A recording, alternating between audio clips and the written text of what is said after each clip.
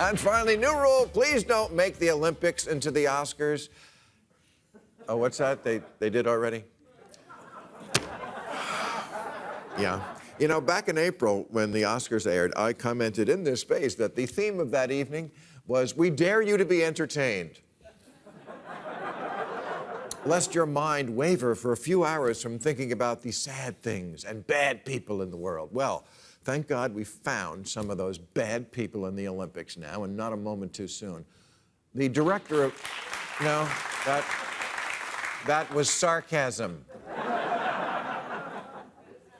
The director of the opening ceremony was fired hours before... Before the event, because they found out there was a Holocaust joke in a comedy routine he did decades ago.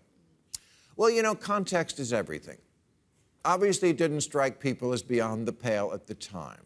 Young people have to stop flattering themselves that they're Nostradamus and would have foreseen, had they been around then, everything that's unacceptable now. And for further context, Mel Brooks wrote one of the most successful musicals of all time around the song Springtime for Hitler.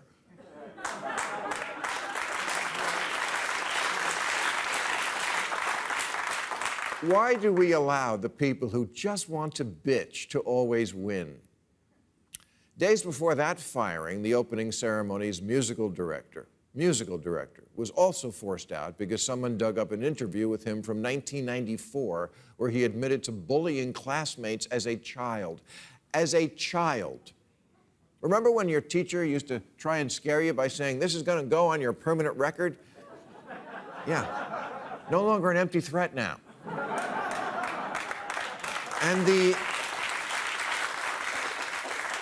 And the creative director of the entire shebang, of the whole Olympics, got shit-canned because he once made a fat joke in a private conversation.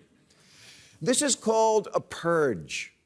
It's a mentality that belongs in Stalin's Russia. How bad does this atmosphere we are living in have to get before the people who say cancel culture is overblown admit that is, in fact, an insanity that is swallowing up the world?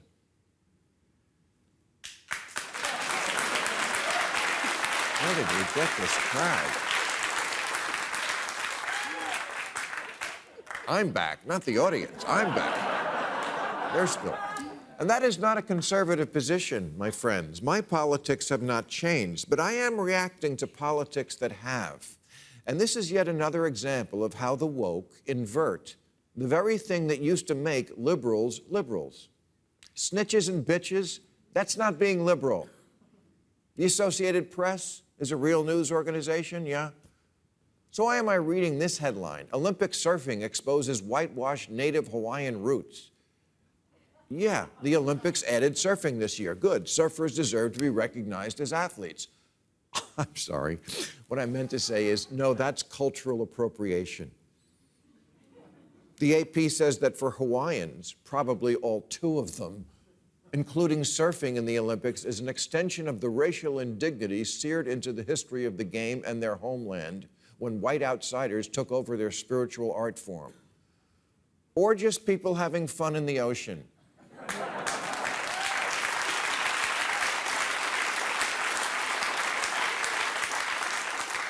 I must say, of all the violations of the woke penal code, cultural appropriation just might be the dumbest of all.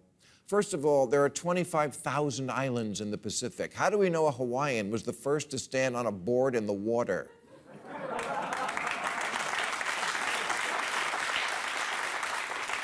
It seems like something anyone in any ocean would eventually get around to. And if you're a surfer, it doesn't matter if you're black, white, or in between. You all taste the same to sharks. But let's say a Hawaiian did invent surfing.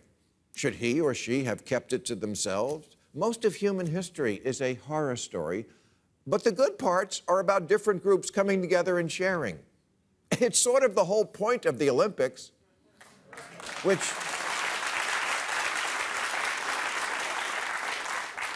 itself comes from Greece, where wrestling was invented as a way for completely heterosexual men to get to know each other.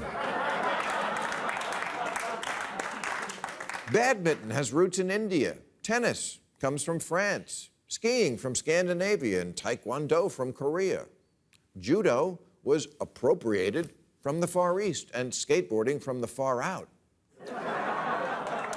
What is this new rule that the first thing to do, that the first to do something, are the only ones who get to have it?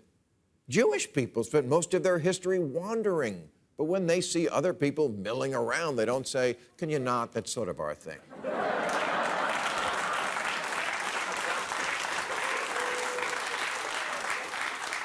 You know, change is not synonymous with progress. Newer doesn't automatically mean better. This new idea that each culture must remain in its own separate silo is not better, and it's not progress. And in fact, it's messing with one of the few ideas that still really does make this melting pot called America great. Not everything is about oppression. Stealing natural resources from indigenous peoples, yes, of course, that is exploitation. But I swear not one Beach Boys song resulted in any Hawaiian having less waves to surf.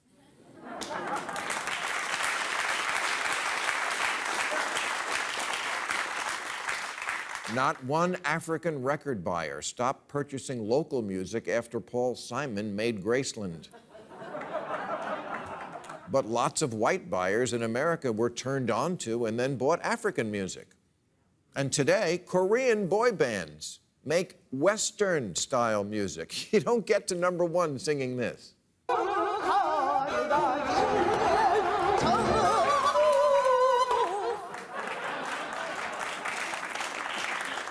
And that's the great thing about cultural mixing. It makes things better for everyone. BTS can be a hit in America, and I can get kimchi on a taco.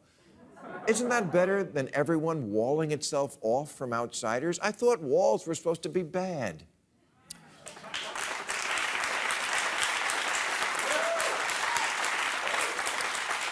But we're living now in a world where straight actors are told they can't play gay roles, and white novelists aren't allowed to imagine what it would be like to be a Mexican immigrant, even though trying to inhabit the life of someone else is almost the very definition of empathy, the bedrock of liberalism. And by the way, if anyone deserves to bitch about stealing in the Olympics, it's the horses in the equestrian events who have to watch humans get medals for everything they do.